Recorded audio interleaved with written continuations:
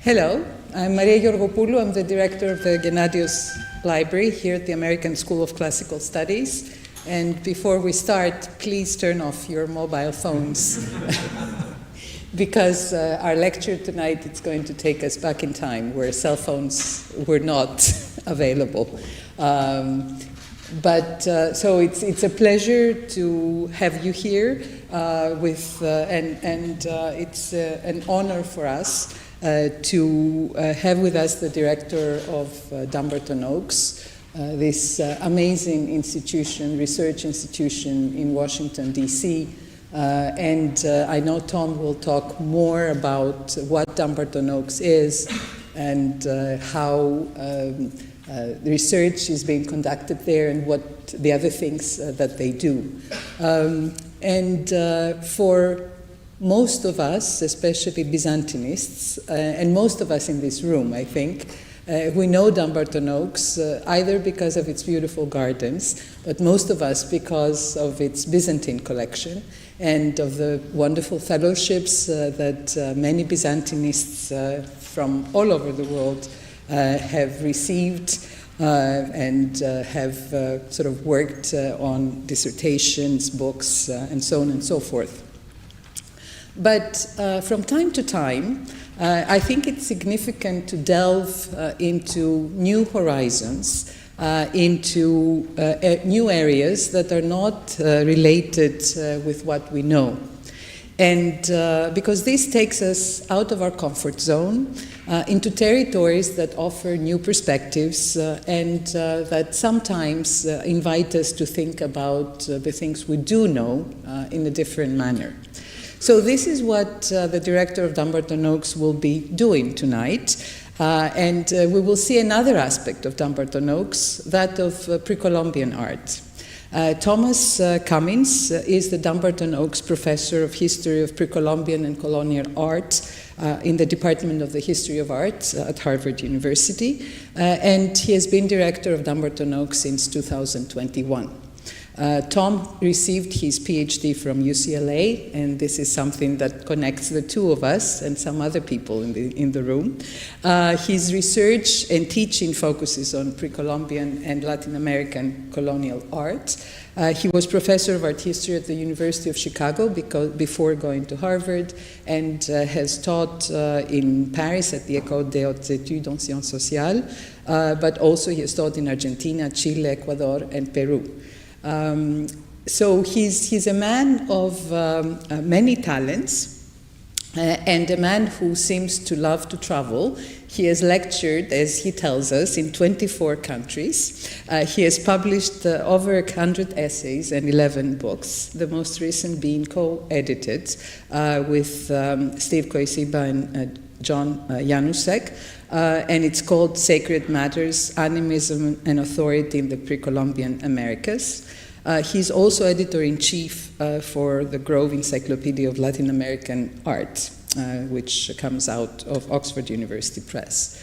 Of his other books, I wanted to mention a book on manuscript cultures of colonial Mexico and Peru, New Questions and Approaches, co-edited and published by the Getty in 2014, and two other books, Beyond the Lettered City, Indigenous Literacies in the Andes, co-authored with Joanne Rappaport, and earlier, Toasts with the Inca, Andean Abstraction and Colonial Images on Cairo Vessels. And I hope I'm not mispronouncing too much these things. Tom has worked extensively in Latin America, especially in Peru. He has received many awards and book awards and is a fellow of the Academy of Arts and Sciences in the United States. And he has also received the Medal of the Order of the Merit for Distinguished Services in El Grado de Gran Cruz by the Republic of Peru in 2011. And most recently, he has participated, and he's the co-director of the Getty Foundation Connecting Art History Grant, which is entitled Afro-Latin American Art, Building the Field. So I think without any further ado, I would like for all of us to welcome Tom Cummins to the podium. And tonight he's going to talk to us from Porphyry to Obsidian and the mysteries of the materials, 2 portable altars in the Dumbarton Oaks collections. Tom.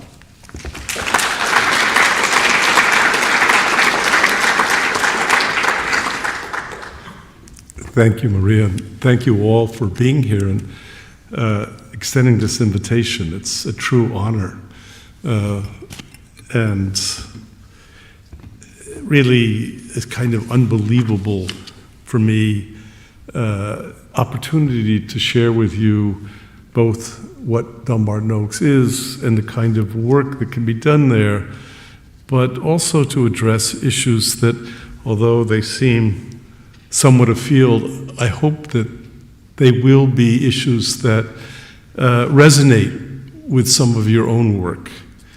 So, to begin, let me just show you Dumbarton Oaks. It was begun as a private residence and collection in 1920. This is the main house that was built. It's where my office and other offices are today. It used to be, if you were a Byzantinist of a certain age, you would have been on the 3rd and 2nd floor there studying. That has moved since we built a new library. But it was given in 1940 to Harvard University. It was given by the Blisses, who gave it as the war was breaking out, and saw it as a home of the humanities in a time of dislocation and disruption. And this is written in a letter by her, if ever there was a time and need for the humanities, it is now.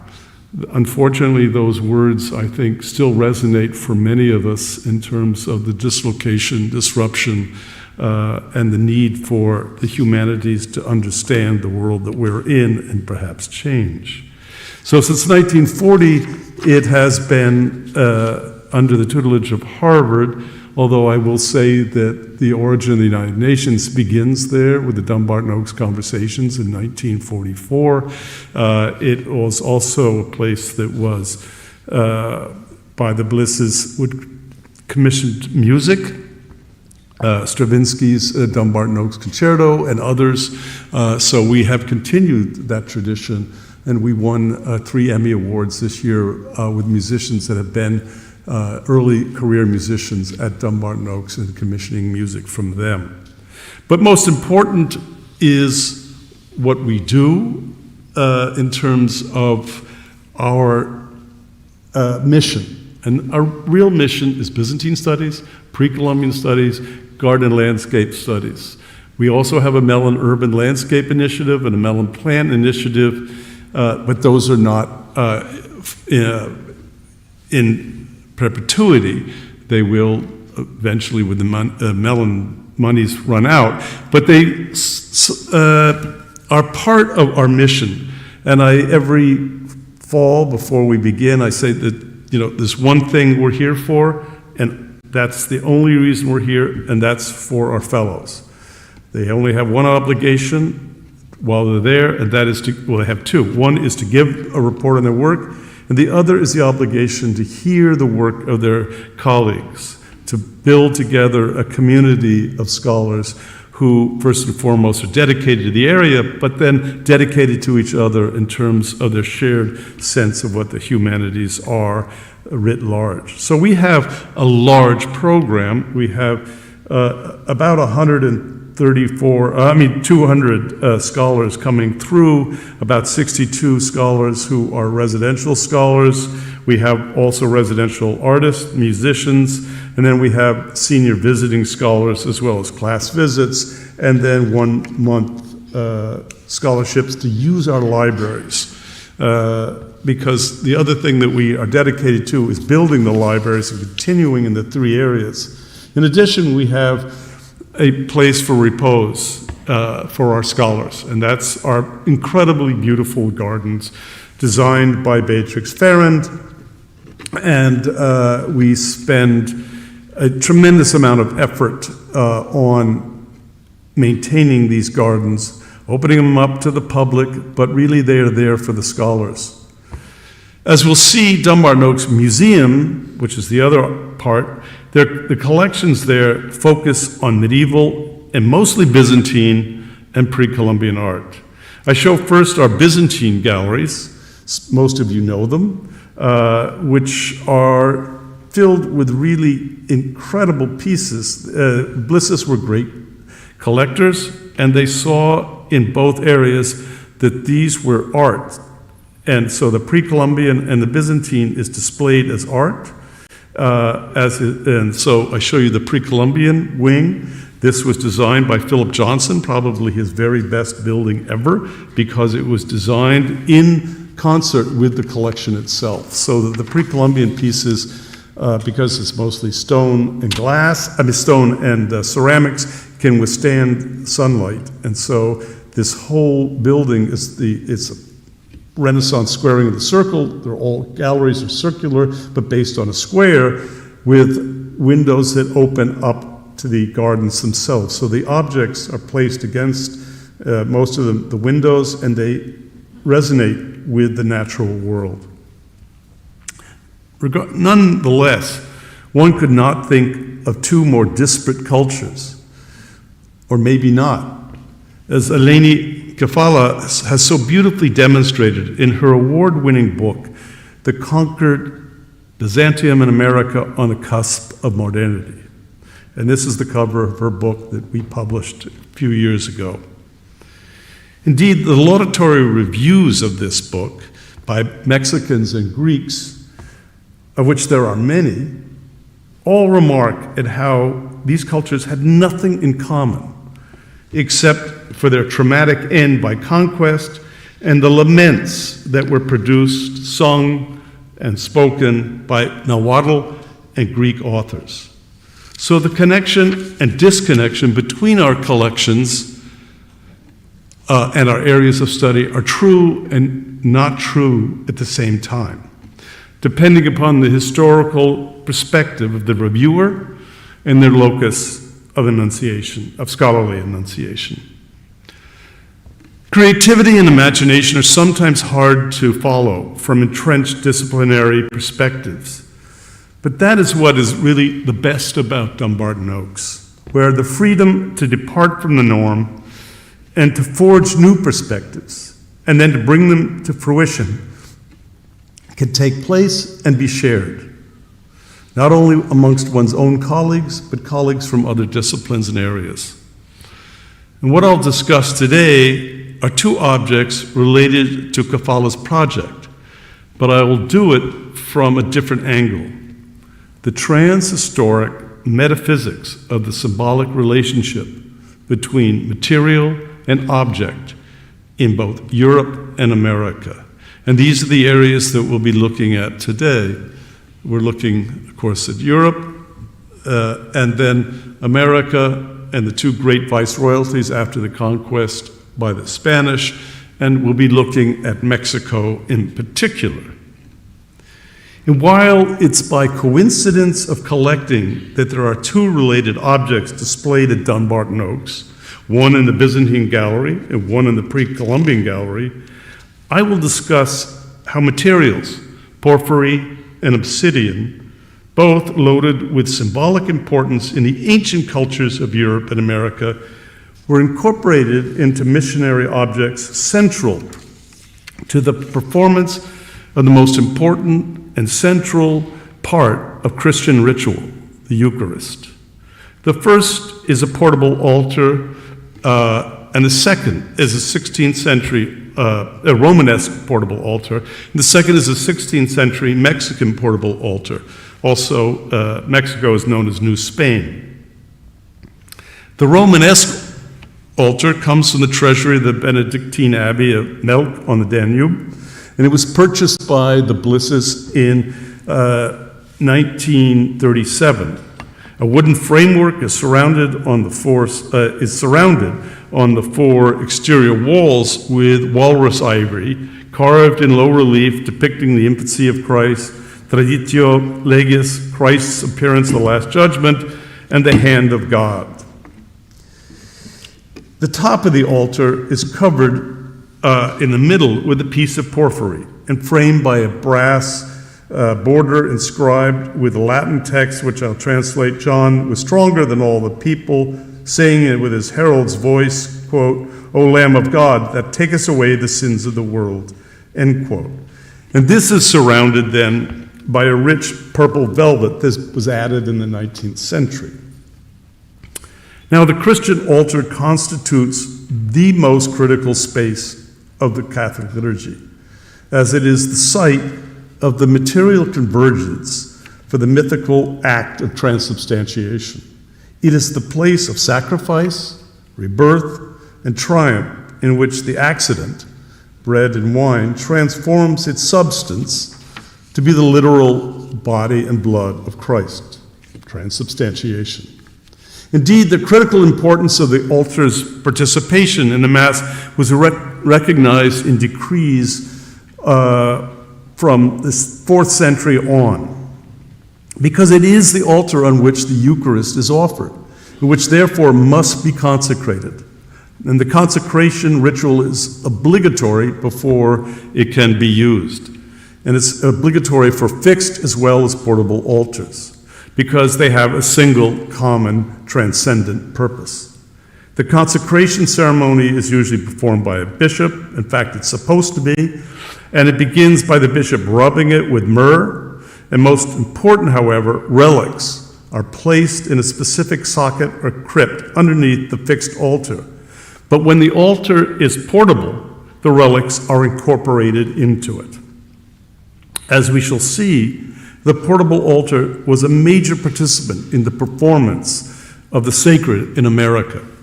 But it was already clearly important in the missionizing efforts in Europe. In fact, the very first mention of the use of a portable altar is by the Venerable Bede, who narrates the missionary efforts of 2 Irish monks in the 6th century. They traveled to the Danube to preach the word of God and were there martyred. The early medieval martyrdom of these Irish monks is a history that will be repeated in America. And while Bede never tells us what happened to the portable altar of the Irish monks, we have recorded in the 17th century how a portable altar that was taken to the north of Mexico and towards Texas was incorporated into the religious practices of the natives and their veneration of it, as I will explain below. By the 6th century, most altars and portable altars were made from stone. But not just any stone, but stone of symbolic importance. In this way, they are sometimes understood to be related to the horizontal burial slabs that covered the tombs of the martyrs, on which the early Christians used to perform the Mass of with the Holy Eucharist. The stone used was believed to have mystical qualities, and the preferred choice was, of course, porphyry, which was literally and symbolically related to the blood of Christ. Of course, all porphyry at this point was spolia, since the location of the mines in Upper Egypt was lost by the 4th century and not rediscovered until the 19th century, which I'm sure you all know. But as spolia, however, it is important to remember not only the symbolic relationship to Christ, but to classical and early Christian imperial authority. For as we shall see, a similar symbolic convergence occurs in the importance of obsidian in ancient Mexico. Portable altars are of small size, intentionally so, in order to reduce the weight and so they don't get broken. Their use was obligatory in the occasions that the Holy Liturgy had to be performed away from the church, such as during expeditions, wars, travel, etc., on boats, etc. But as Cynthia Hahn has observed, quote, portable altars, unlike processional crosses and other essential pieces of church furnishing, for them, portable altars, there is virtually no repetition in the figural and symbolic programs of the altars. Each is, in a sense, unique. She goes on later to note that, quote, throughout the Middle Ages, the altar stone was most often porphyry, a piece of spolia made even more precious because of its red-purple tone that was associated with kingship and blood. The patterned, almost starry surface of porphyry represents a suggestive space redolent with traces of the mysteries of the perpetual and repeated sacrifice of the divine. This is a place for the absent to be made present as the wafer becomes body.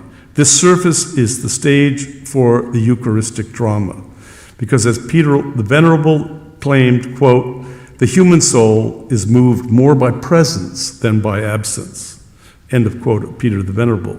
And here is a space scintillating between absence and presence, end quote. The Dumbarton Oaks Romanesque portable altar conforms to all the requisite elements, including the porphyry surface. But the significant point, and something that Han doesn't point out here, is that the material on which the chalice and the paten or monstrance are placed and the Holy Sacrament of the Eucharist is performed is highly charged with mystical meaning. But I would add, however, this critical point, which is that while many portable altars, such as the Dumbarton Oaks, in the Dumbarton Oaks collection, may have an iconographic pictorial program that goes around the sides and may have images or text or both that border the stone itself remains aniconic. There are no images on it. It's just the stone. The pure materiality of the surface from which the bread and wine are raised and transformed is what is contemplated by the priest who stands before and above it and looks down at it. And I'll explain why that's important later on. With this medieval precedence, we can now move to Dumbarton Oaks, Mexican descendant of the Romanesque portable altar. Now, there was no porphyry in Mexico, of course, no possibility of holy spolia. There was, however, sacred material that had mystical associations, obsidian. In its form as a mirror, obsidian is a highly valued material that was used for pre-Columbian divination and prophecy, and is also the cutting edge of a sword or the tip of an arrow. And this is throughout Mesoamerica. One obsidian mirror intrigued me long ago as both a material and physical object that could transverse the mystical worlds of Mexico and Europe. And it's an obsidian mirror now in the British Museum that was first acquired by Dr. Dee, who was Queen Elizabeth's mathematician. He was asked in 1553 to cast the horoscope of Queen Mary and that of her prospective husband, Philip II of Spain. And it's been suggested that the mirror may have been given to Dee by Philip in reward for its favorable prognostication. He may have wanted it back because it didn't really work. The surface of obsidian casts an ethereal reflection that, for Dee, believed enabled him to communicate with the celestial world. Through this reflecting object that he called showstone, S-H-E-U, angels revealed themselves to Dee with instructions, communicating by pointing to one square after another that he placed on it in tables of letters and unknown symbols that Dee transcribed. His incantations, evoking the angels, describe a hierarchy of the world and the angels that is very, very much like the Aztec world. And I'm not going to go into that, but what it is the world is divided into four places, east, west, and north. That's the Lord Tezcatlipoca, who I'll come back to, the Lord of Obsidian, has domain. And I quote D, each one of these four angels is a mighty prince of the Lord, and are by him, according to his divine order and decree, as chief watchmen and overseers, set over several and respective parts of the world of the Lord, east, west, north, south. Like porphyry, we can see that obsidian was an American material that, as in Dr. D's mirror, was attributed great mystical powers in Europe. It's clear that there were many of these mirrors created in Mexico before and after the conquest. For example, 2 folios from the mid-16th century Kingsborough manuscript depict the 10 mirrors that were to be produced each year in the community as tribute goods. And that's what you see here. In the first folio, they are even glossed, estos son los espejos, these are the mirrors. And the other 5 are the next folio. When and how this community acquired the tribute mirrors is unclear. This is mid-16th century, as I said. Because, as we'll see, the known source is well to the west of this community. Regardless, the few surviving 16th century obsidian mirrors all have the same shape as the ones depicted in the codex, and like Dr. D's show mirror, which are rounded, just as they are in the pre-Columbian, in the codex of Kingsborough. As is well known, obsidian was an attribute also of the Aztec emperor, and as a mirror, it was an object of divination and prophecy, such that it became part of the narrative of actually the conquest of the Aztec. In Book 12, the most famous compilation of Aztec knowledge, known as the Florentine Codex, which you see here. Oh, let me go back. Oh, I missed it. Oh, well, anyway. I would have shown you the first page of it. What you see here is depicted the 7th augury received by Montezuma II. This is the Aztec emperor who receives Cortez and then is killed by the Spanish, and which is a bird with a round obsidian mirror in its head, in which was reflected the night sky, just as something seen by D. Unfortunately, he could not interpret correctly this augury. Obsidian also is an attribute of the Aztec deity Tezcatlipoca, the one I said that controls the 4 parts of the world, whose name can be translated as smoking mirror. The round smoking mirror actually appears in representations of this deity in his left foot, as we can see here in the Codex Borgia. And what I'm talking about is this. Right here is this round mirror, and this is the sign and symbol of smoke. That's the name smoking mirror. The relationship between Tezcatlipoca and Aztec imperial persons is pictorially seen in the Emperor Montezuma I. He reigns in about 1440, in this image of his conquest. Oops, let me go back. Which you see here in his left foot, right here. It's the same smoking sign here as this. This is a gladiatorial stone in which human sacrifice was made, as you see here on a page from the Tovar manuscript, in which a sacrificial victim is tied to that stone and then given a sword with feathers on it. That's what he's holding, but the jaguar warrior who's coming at him has a sword, or we call it a sword. That's obsidian, which will tear you to shreds. It's a very, very sharp instrument. So we see this connection between deities and imperial authority. The term smoking mirror suggests metaphorically the relationship is cast by obsidian, which is very different than a European mirror, as an obsidian image is not really seen on the surface, nor is it clear or precise. Rather, it seems that the surface, the image is below the surface, and it moves when one, that is the spectator, moves, the reflection disappears. So, as you see here, this is me actually taking a photo directly above it. That's me taking a photo of it from an angle.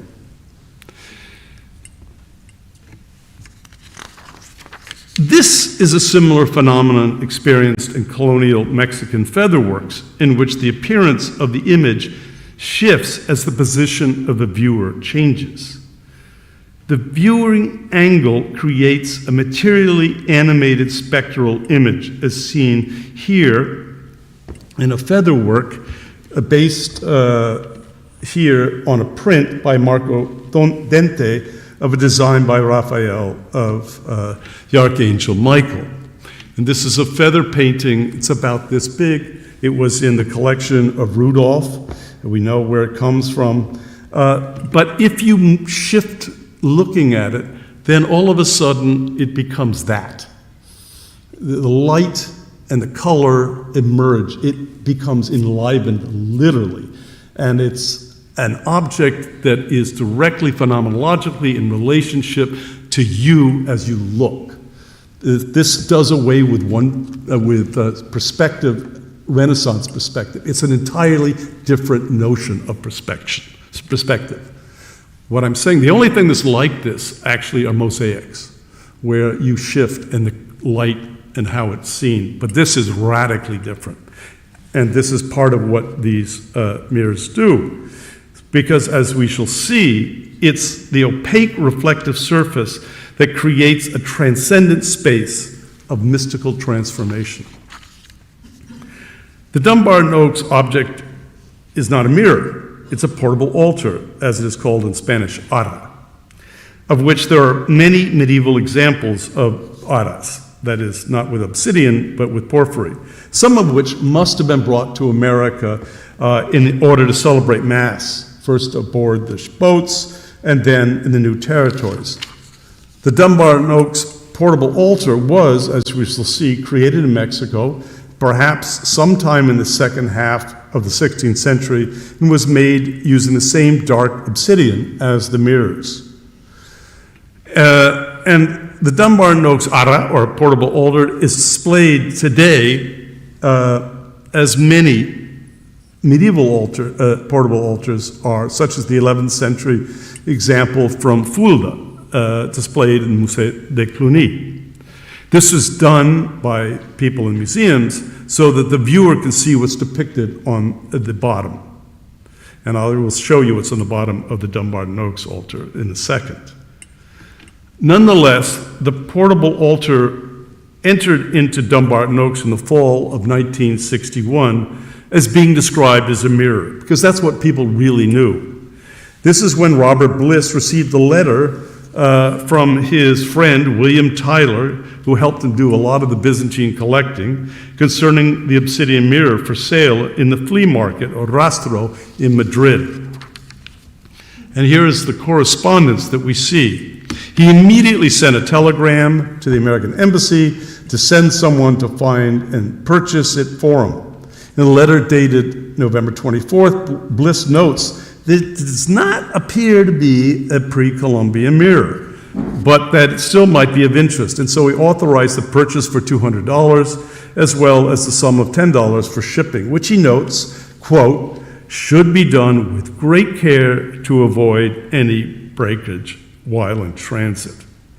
On December 13th, Mr. Bliss wrote to Robert McBride, who later became the ambassador to Mexico, to thank him for his offer and for his efforts, and to say that the mirror had arrived. But then he recounts its condition upon receipt, saying that it had not been properly packed, or better said, it was not packed at all. And in fact, it has had to be repaired. He immediately sent it out to be repaired. It would be the only colonial work in the Dumbarton Oaks collection, and it's also one of the very last things that he would acquire, as Robert Bliss died in April 19th, 1962. The Dumbarton Oaks portable altar clearly had been in Spain for some time. It had been brought there from Mexico, probably in the 16th century. But that's all we know. Well, we do know more now. However, it did not just show up in some stall in the flea market, as Bliss writes, and as Tyler had. Rather, it was purchased in a store called Llorente that sold antiquities. More important, this shop was located in Las Galerías Piquer. This is a gallery that opened in 1950, a building that became and still is one of the most important places for selling and buying antiquities in Madrid. Moreover, it was a cultural high point in Madrid in Franco's mid-century impoverished Spain that was just beginning to recover.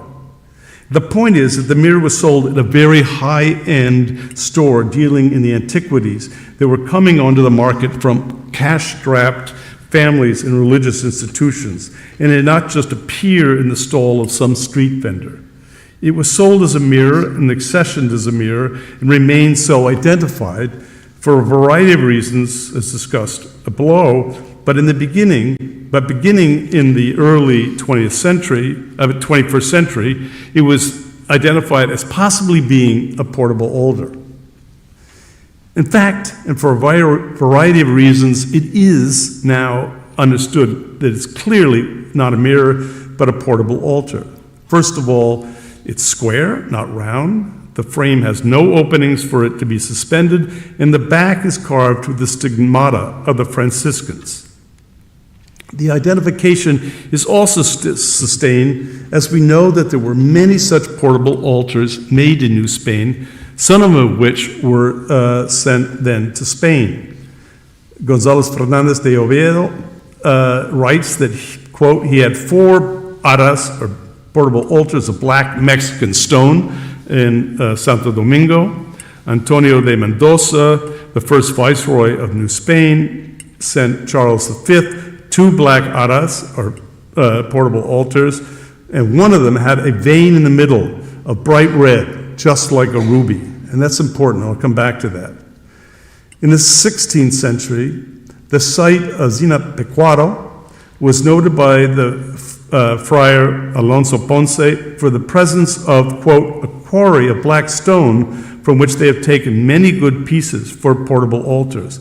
And in the market were stones which served for mirrors, which are good also for making altars. We'll see that Zinapecuaro is located in an area called Azufres, an area which is rich in obsidian resources and is located within the area known as Michoacan, one of the most beautiful parts of Mexico.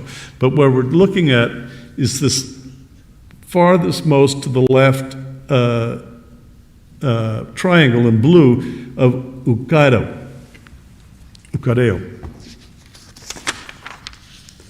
Recent analysis by scientists from the Smithsonian Institute has demonstrated that the obsidian in the Dumbarton Oaks altar comes from this region and from the mine at Ucareo, as do 5 similar square and oblong flat polished obsidian pieces in the Natural History Museum of the American Indian, as well as other examples in the British Museum, including Dr. Dee's mirror. This source is very close to the town where Fray Alonso Ponce saw the mirrors and portable altars in this marketplace in the 16th century. It's this area right here that he's talking about, right here. And this is where all of the 12 mirrors that we're talking about are coming from, this mining area right here.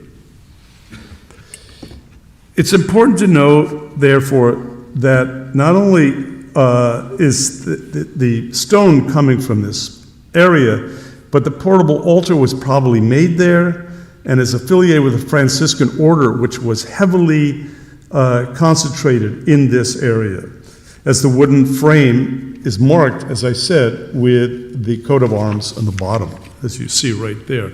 These are the stigmata of St. Francis right here, and then there's a cross that comes out of the central wound.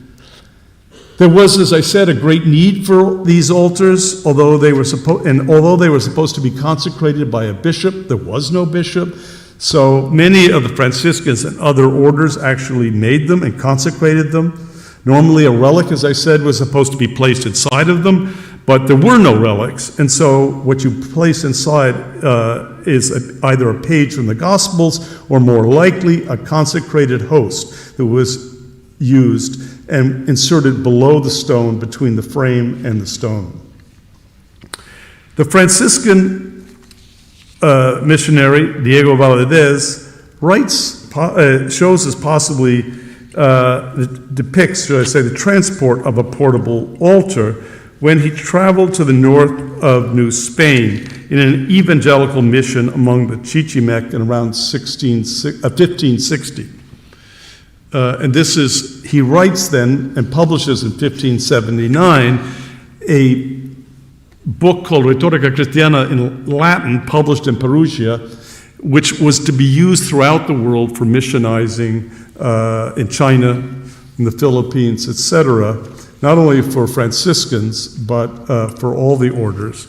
And in it, he depicts himself or one of his colleagues coming into this wild area, that is, this area right up here where the Chichimec are. These are where the Apache, all of the nomadic peoples that were not part of the Aztec Empire lived and were, as I said, nomadic and very difficult both for the Aztec and then the Spanish. His mission, that is, the mission that Valdez goes on, was a disaster. And like his 6th century Irish predecessors, his books were burned and his papers, as well as all the liturgical objects, were seized, although he was able to get out with his life.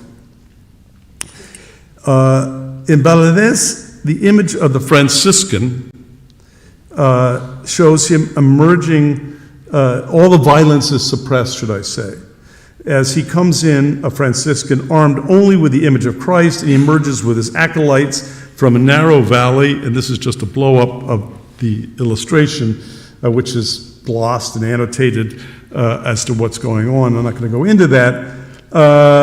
But he is with his acolytes, native acolytes, but he goes on to say that the Chichimecs are described as carrying their weapons and always going about nude, as they're seen here. And they're presented to him by an interpreter who is adorned with the image of Christ.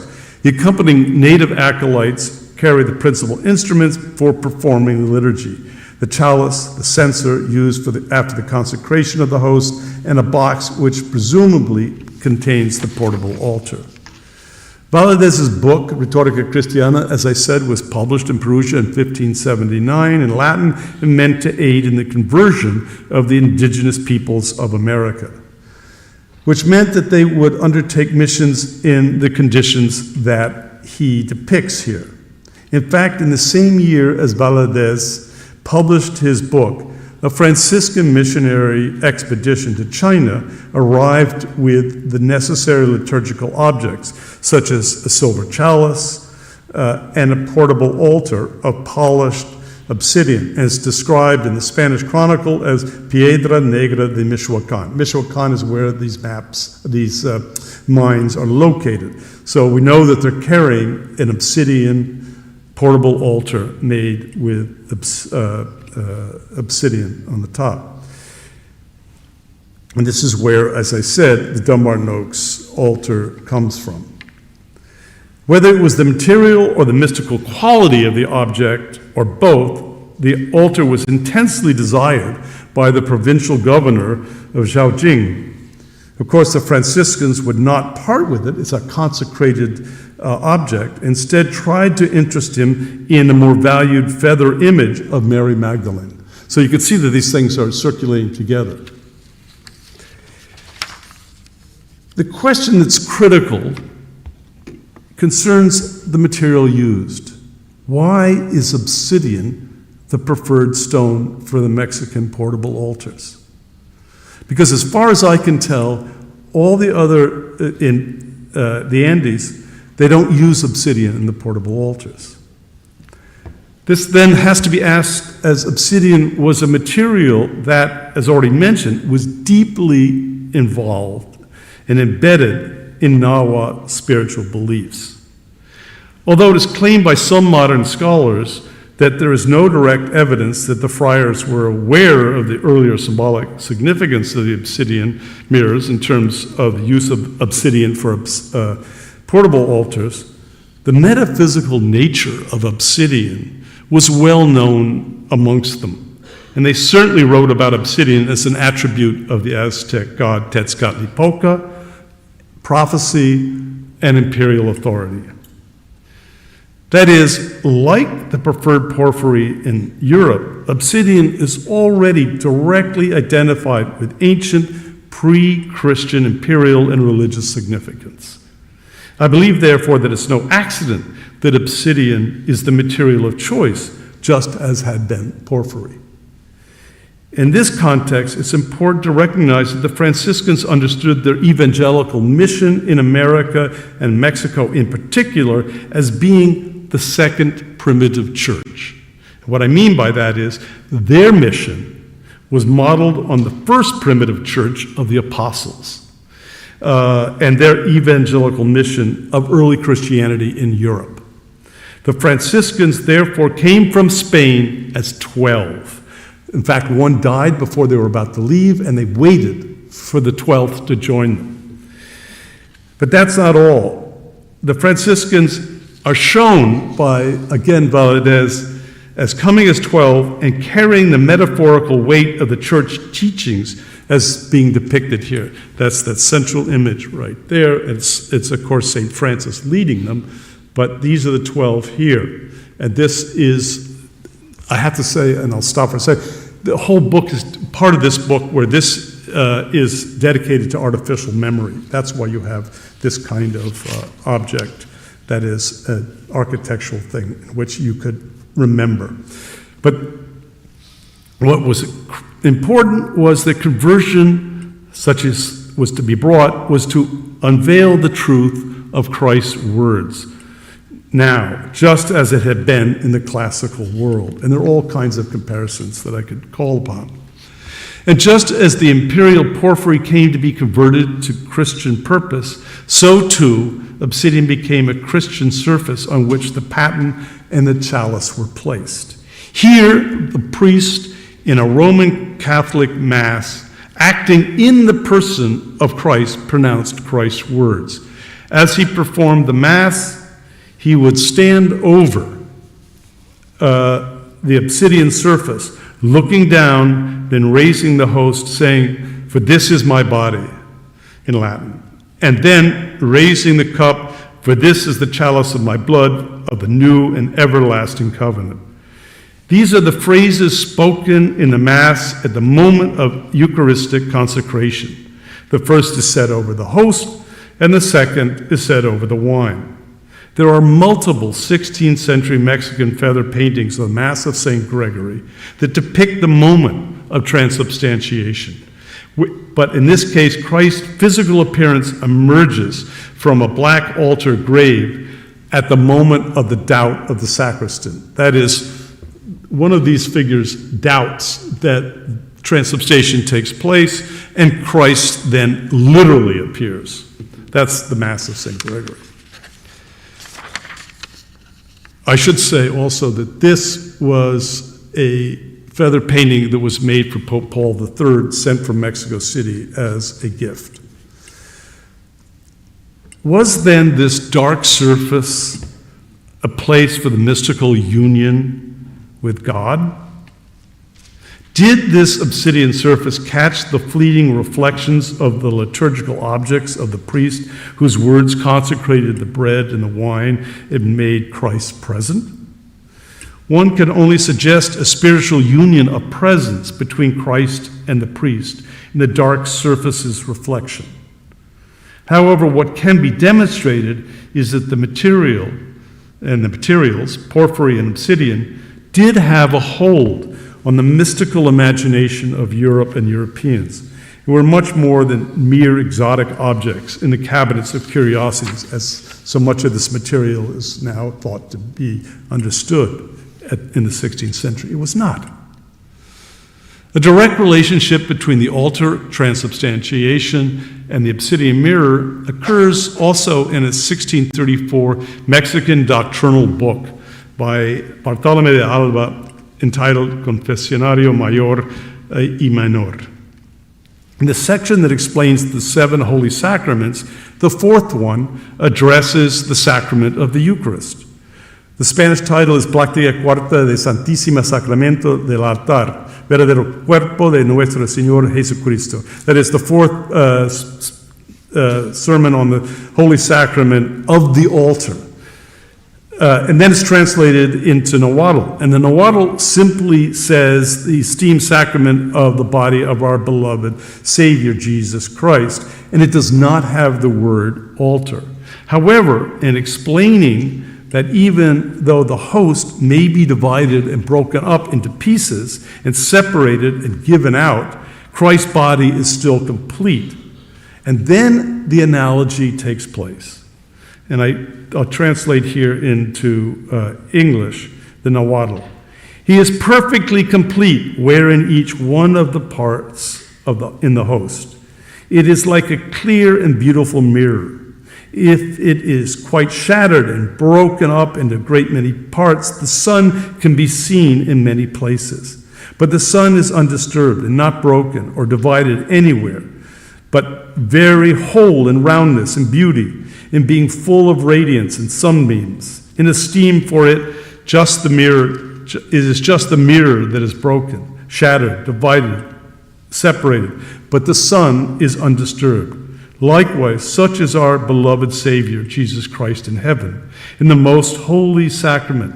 For even if the host is in many ways divided up, yet he is not divided up. He is not diminished. He is not undisturbed, for everywhere and in each part. Some 50 years later, after the sermon was written, an expedition was launched to explore and evangelize the area of southern Texas. The Franciscan, Damian Manzanet, traveled with the captain Alonso de Leon, leaving from Coahuila with a troop of 114 men, going to the north, where they eventually met up with the cacique, or the chief, of a group of people known as Tejas. Among other things, the cacique, the chief, had a portable altar. It was painted with a crucified Christ, 4 saints, as well as other Christian images. The Tejas kept the portable altar in a structure that had a fire going night and day. Whenever the word Dios was spoken, the cacique pointed to the sky. Manzanet conjectured that they were the people who had been visited by Maria de Agreda, the mystical Franciscan abbess who, from her convent in Spain, was transported to northern Mexico between 1620 and 1623 by angels and to the northern part of New Spain. And while there may be no direct connection, and that was their explanation. And while there may be no direct connection between the cacique's gesture to the sky and Alba's sermon about the sun and the reflection, and this portable altar, they all, in one way or another, participated in the discursive world of missionary expansion, transmutation, and adaptation based on both medieval and pre-Hispanic precedent. Just as important, the portable altar now became a focus of worship for these people. They weren't Christian at all. And how it was acquired was probably in a much more violent manner, just as the portable altar had been seized from the Irish missionaries 800 years before.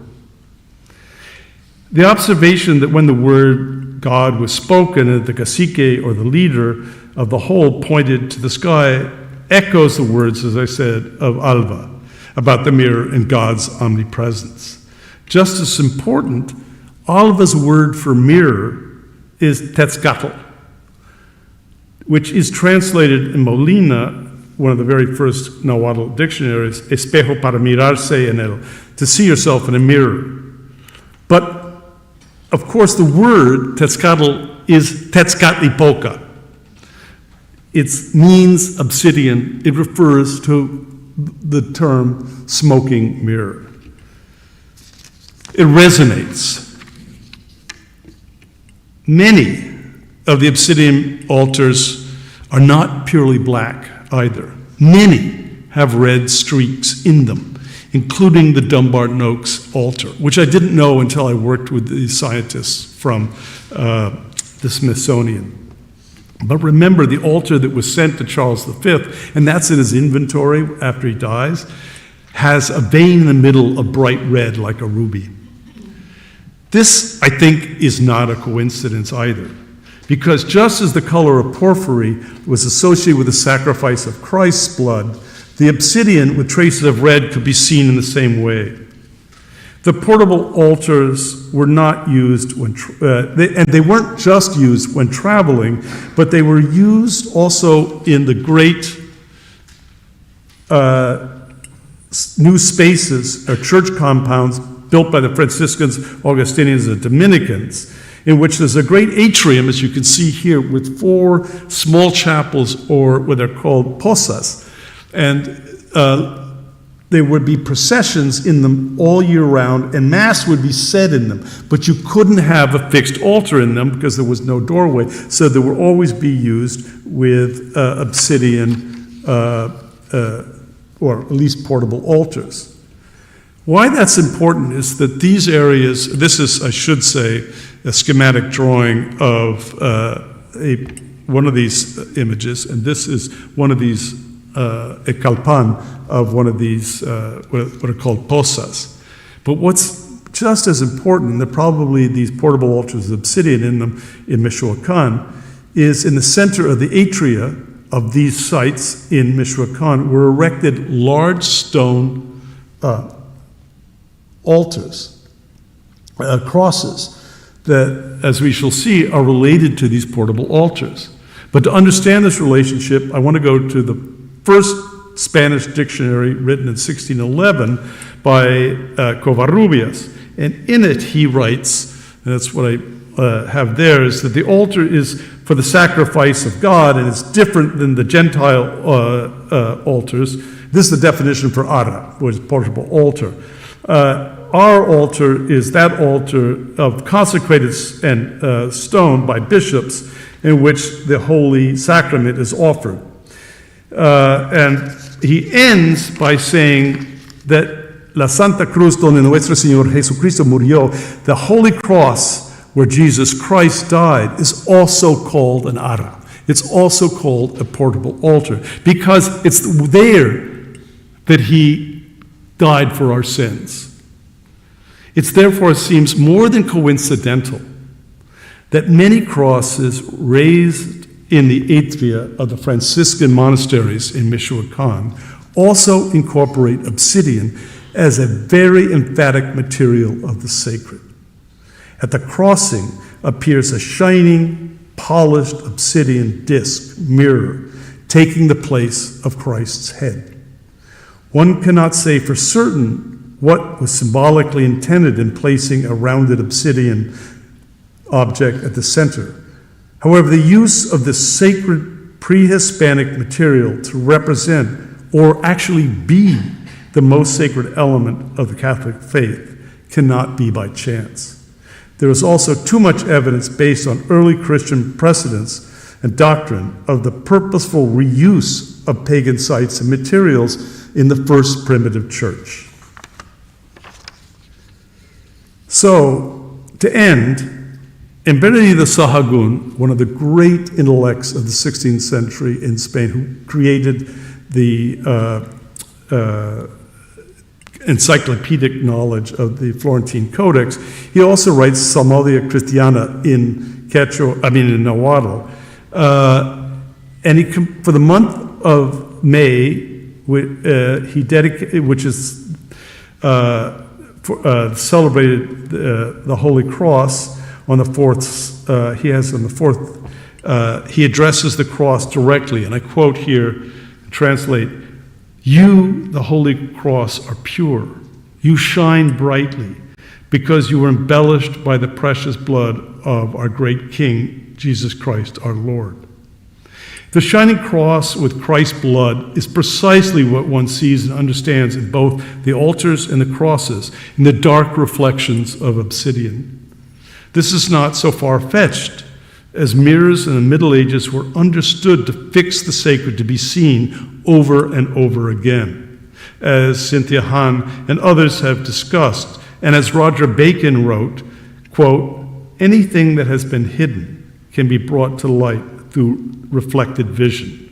Or finally, in Corinthians 2:3-18, quote, "But we all, with uncovered face, beholding as in a glass the glory of the Lord, are changed into the same image, from glory to glory, even as by the Spirit of the Lord."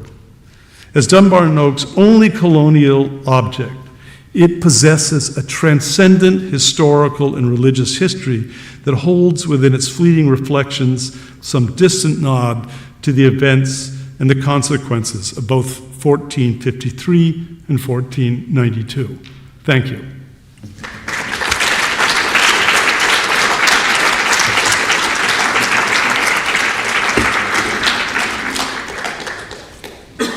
Thank you very much, Tom, for this quite interesting and very reflective and reflexive way of presenting this material, sort of drawing back connections with early Christian times, but also transposing us into a culture that seems very far away, and yet through the examples and all the things that you pulled together is quite astonishingly near, I guess. I had a lot of foreign words that I didn't catch, but I'm very, very thankful for really opening up this material, and I have some questions here, comments from Maria Martinez from the Smithsonian, and she's one of the people that worked on this. Exactly. So she's giving you a lot of information about the project that I think you know. Oh, I have all the publications, yes. So are there any questions in-house here in Kotzen Hall? Stunned silence. Can I ask a question about Obsidian? I started my life a while back as an archaeologist, but I didn't flourish as an archaeologist. And what I know of Obsidian here in Greece are, small pieces. And I wonder if Obsidian, as we find it in the islands of the Aegean, is similar, is exactly the same as the ones that you're talking about in Mexico, or if the mining is different there? I mean, I can't answer that question, but I mean, it's the same material. It's volcanic glass, but you can locate it, but from where it comes by its components. But I don't know if what I can say is that Murillo, for example, obsidian is also used by European painters in the 17th century to paint on when you're painting such as not the Last Supper, but the night that Christ is praying, and it's all black, and then you see Christ. But that's by Murillo. And those are, that's a pretty good-sized piece of obsidian. I've never actually gone to the mines, so I don't know what these look like. Actually, it's not I don't know if it's an easy area to get to now. I mean, I can show you one thing that's really interesting, is that, let's see if I can change this. This is the Augustinian church of the town where this all comes from. And I don't know if you can see, but this is all obsidian here, and this is the Augustinian heart. This is all obsidian. And this is this is above the portal going in. So this is Dee's mirror. It's about that. His mirror is about like this. And what's interesting is they're polished on both sides, so you can use it. But the stone that probably were being used for they're big. I mean, they're heavy. That's some of them are pretty heavy. So they go against all of the requisite size and weight of these things. Obsidian breaks, as we saw with the letter from Robert Bliss. He gets it into pieces. He has to send it out to get fixed.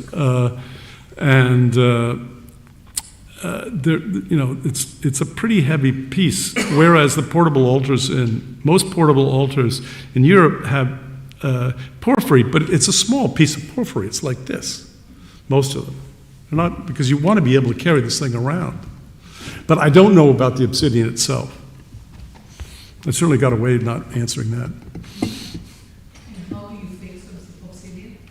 I mean, if Robert Bliss, received the material he got from Madrid damaged, how did he fix it? He sent it to a conservator, and I have that. It's described what he sends back. You could see what's the fill. It's a black fill, and I don't know exactly what it is. I mean, the pieces are big, so we could do the testing on them. We just did it just before I left. But, we were going to do it before the pandemic, and then the pandemic came, and so we had to wait. But, so there are areas that you can really get a good, I showed you what they were doing. Anyway, for me, what's really interesting is everybody who works on this material says, well, this has nothing to do with Aztec religion, has nothing to do with the metaphysics in the stone. And it's just, you can't understand that if you know the history of all portable altars in Europe, and what they know was there and what they're seeing.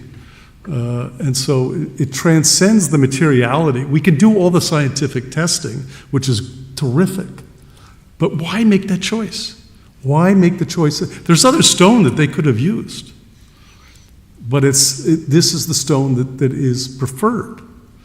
And you have to then ask, well, once we've made these analyses and we do the historical tracing of where these things come from, the real question is why?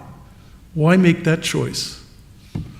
What is it in a material that says porphyry is related to Christ's blood?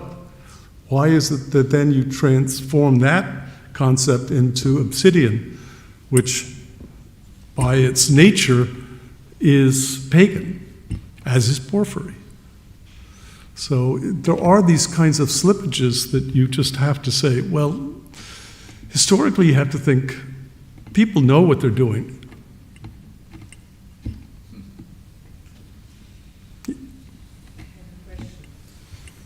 Yeah. I think there's a microphone coming. Yes. How common was the use of portable altars, and if we have them in Orthodox Church, because I've never heard of it? There are portable altars in Orthodox, but they're not, and I've forgotten when they stopped, because I wanted to know about that. I didn't have time to pursue that as much, but and I don't know enough about Orthodox to say, but there was, and I have it in my notes, it's not in here, there was a point where the Roman Church and the Orthodox Church breaks over that. But Mass is very different. When you have the iconostasis, you're not supposed to see transubstantiation. Whereas in the Roman Church, that is the greatest part of the theatrical moment, is to see that and to hear those words. And in fact, up until the Second Council, even the priest didn't look now the priest looks at you when he does that. But the Catholic priests, up until the Second Vatican Council, turned towards the altar because that's where Christ's presence is. So it is this making the absent present. I mean, that's what the whole iconography of the Mass of St. Gregory is that Christ is there. That's the mystery. I think that in the Orthodox it's a greater mystery because you never even see the transubstantiation. You only partake in it. Thank you. Yeah. I don't remember the image, but it was a cross with the obsidian where the head of Christ would be, right? Right there. Yeah. And I wondered if, since obsidian is reflective, are there other more direct examples, for example, of representations that evoke Christ that have a mirror or mirror-like thing in the head or face? Materially, within, as I read from the Corinthians, that's what it says. But I don't know of Christ's appearance in the mirror that way as reflected. Who is reflected that way is Mary and purity. And the iconography, and you'll see that a lot. But I was looking for it. I don't see it, which makes this again peculiar. But I don't know if this is true in the Orthodox Church, but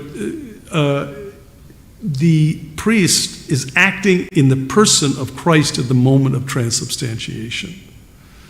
So if he sees himself in the reflection, he is seeing Christ, which, you have to believe, but once you enter into the mystic moment of transubstantiation, then all of what is occurring is part of that.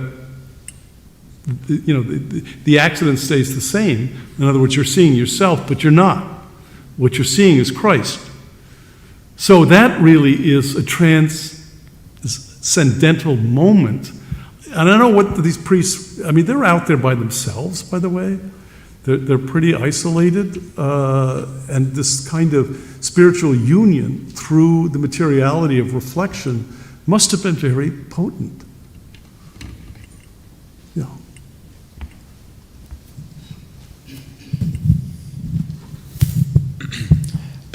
It might be a naive question.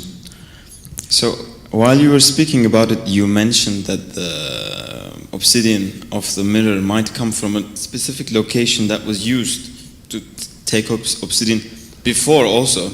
And it might as well be used for the construction of portable altars of a non-Christian kind.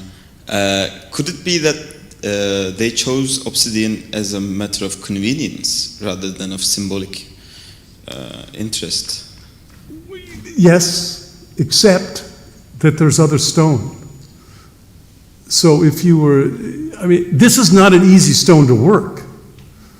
And to get this kind of highly polished flat, that's not easy. This is a labor-intensive process that Maria Martinez actually has worked on. This is not something that's convenient. It is something that's transcendent in what it appears as, but to get it to that point is a lot of labor. So there are, if you were to choose, but you have to understand these are consecrated objects. This is the most sacred object in a church. You consecrate the apse, but the apse is really consecrated in the altar. And so if you're going to talk about a space and a place where everything is conjoined, it's the altar. And it's not just the base of the altar. It's the top of the altar where all of what happens in the mystery of the Mass occurs. So I don't know if that answers your question. I said convenient in a way that since they were using Obsidian for portable altars, they might as well chose to use the same sacred material. Well, yeah. Thank you anyways for your answer. Yeah, John. Tom, thank you for a great lecture. One of the remarkable things about Obsidian in the Greek world is that particularly the primary source is on the island of Milos, and it's being exported. People are coming to Milos before the Aegean Islands are actually colonized, and to get the obsidian. And it's going all over the world. But I just wanted to add to the analysis by Martinez that you sometimes get really small trinkets in the Neolithic of polished obsidian in the Greek world, but they're really rare. They're really just making blades and points. Well, and that's what it's famous for, but it's being exported up into the Baltic, like at 8000 BC, in the Mesolithic. It's one of the first materials that people go out of their way to get. And the site of Stanicha on Milos is really worth, if you're an obsidian head, it's really worth going just to look at.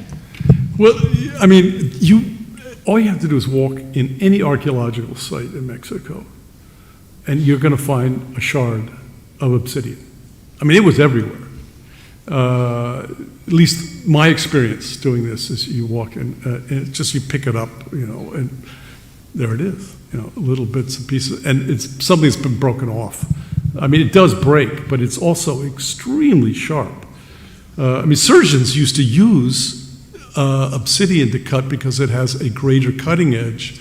Some of them still use it. Yeah. Preferring obsidian scalpels to metal scalpels. Yeah. Yeah.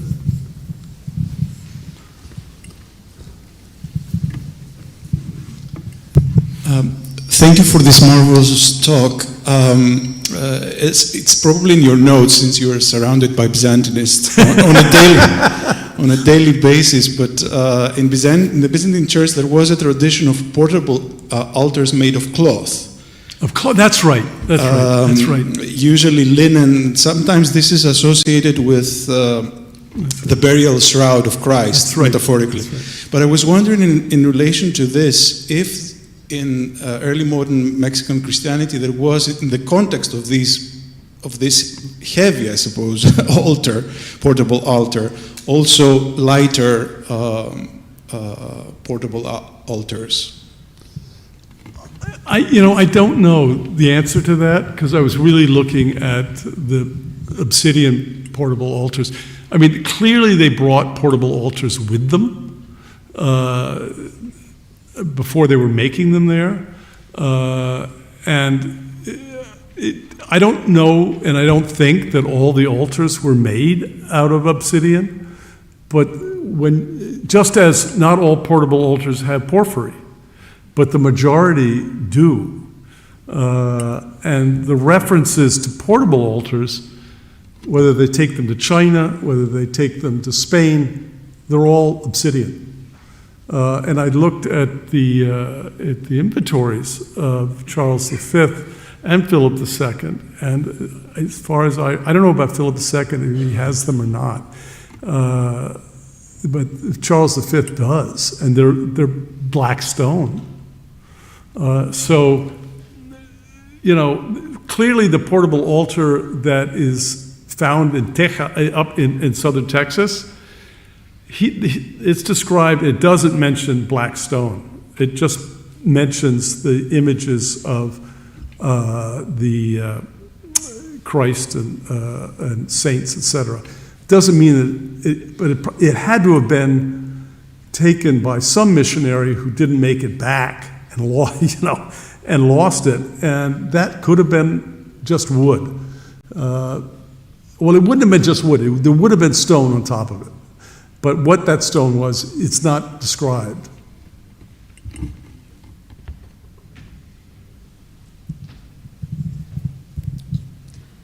I have a question about the materiality of the obsidian once it leaves the Americas and how it is understood.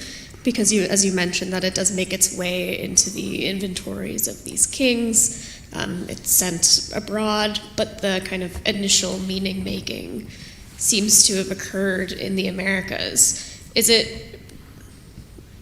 it gain kind of importance of its own, much in the way that Porphyry does, as kind of blood and being of Christ, or does it maintain some of its original sacredness that it may have had, or is it simply because these portable altars are consecrated that they aren't that valuable? That's a really important and critical question, which I can't answer directly, but I have always found it really interesting that Dee, when he receives this from Philip II, understands it as an object and material that can transport you from the mundane to the celestial and to be able to speak to angels. Now, either the material itself possesses that quality such that you are moved or you're crazy. I think Dee was a little nuts anyway. But if you ever read his stuff, it's really, I can't follow it, and most people can't. But the point is that there's something within the material of itself. And so Murillo, as I said, nobody puts this together as a kind of question that you just asked. How does this operate across different arenas of values and aesthetic values? It can be used for painting, it can be used for magic, or it can be used for the Christian church. These are three radically different kinds of arenas of aesthetics and values. But materials do that if they have some kind of quality that attracts you. Gold is another. There's certain kinds of materials that are transcendent of historical specificity because of intrinsic quality, gold being the most, for a variety of reasons. It's indestructible, it can be exchanged, you can reuse it, et cetera, et cetera. We know that. This is what Marx talks about when he talks about gold. But, certain kinds of gems have that quality. But this, gold actually does have, I just did a book on global gold and how it actually moves through different cultures. The gold is coming out of America, for example. But this obsidian, just like porphyry, you see porphyry everywhere. And in Byzantium you see it. Well, that's all spolia. When you think about how much was gotten out by the Romans and then left lying around, not lying around, but usable, it's quite remarkable because it has this kind of intrinsic value that is attributed to it. And you can't get away from that. How it gets interpreted, that is, the context in which it becomes of symbolic value, sometimes carries the imperial quality, but it's then transformed into Christian values of Christ the King. These are both, as I say, intrinsic qualities to the material that allow for these kinds of slippage from one to the other without anybody really saying, wait a minute, this is originally what it was. Originality about what something was can always be transformed by what those who are going to use it want out of it. So that, that's the history of Christianity. If you you read the letters from Gregory about, should we use a Druid temple? I mean, Chartres is built over a Druid temple. Why? Because it was sacred. And so it was a sacred place. That's what he talks about. And the same thing happens in America. All of the great churches are built directly on top of already sacred places. So there is this misrecognition of the true God, but yet God was recognized, or the power. So these things come together. And it happens. That's why it's the first primitive church of the apostles and those who come after in the first 150 years, I've forgotten. And then what's happening in America. They're absolutely parallel. Well, I think we want to thank you very, very much for an exciting lecture, for teaching us so much that at least I didn't know. I want you to know that you have been invited to Eucareo source by Mrs. Martinez. Oh, I would love that. I don't know if we can tag along, but... and there was a last question about syncretism, but I think you started sort of talking about this. Yeah. And so thank you very much. Thank you all of the people who were online, and thank you all for being here. And we would like to invite you all to a glass of wine, a reception. Thank you.